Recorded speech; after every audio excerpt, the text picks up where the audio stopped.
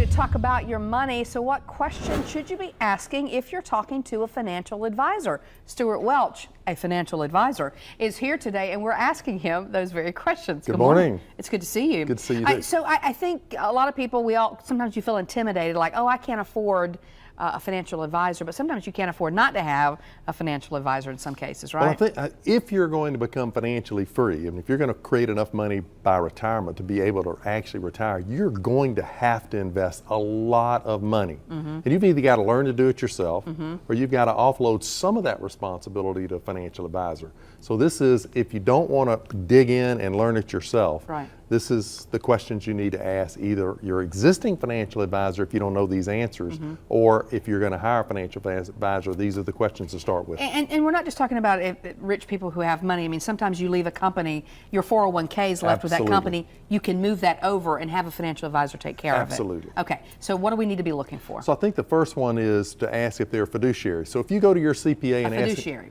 A fiduciary. What does that mean? So it is the highest standard in the law. It basically says if I'm a legal fiduciary, I must act in your best interest, not my own. So a CPA, for example, is a legal fiduciary. You ask them a question, they're going to answer that question in your best interest. That's the law. There's a small group of people that are financial advisors, about 15%, that are legal fiduciaries.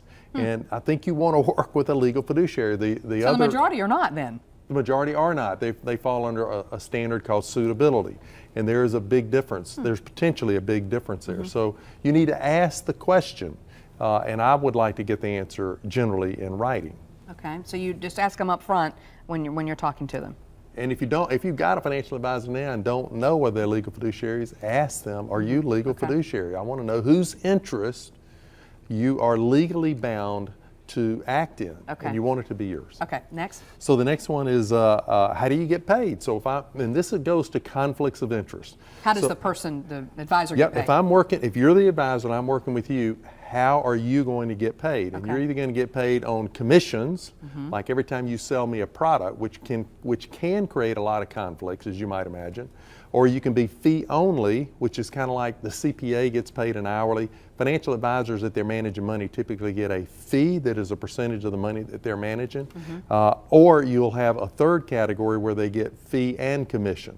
And so and I think the main thing is you want to ask how are you getting paid and how much are you getting paid. So you just want to know. Now, we want everybody to get paid, so that's not about that. It's about you understanding what that is. There's so many people, Janice, that I talk to that have, how is that advisor getting paid? They go, because you're not paying them, like you don't write a check to them. It's not like you're handing them cash, and they go, I don't know. Right, so they're taking it from your investments. Yeah, and if they do know, I go, well, how much? They don't know. So those things you need to know. Third one is what industry credentials do you have? So, and if people go, why does that matter? Well, if it's financial planning, you want that person to be a certified financial planner. If it is investments, you would like to ideally have somebody who's a chartered financial analyst. And if it's around tax, you'd like them to be a CPA. Those are the three gold standards. There's a lot of other stuff that people have, but these are the gold standards. And the reason people don't have them is because they're really hard to get.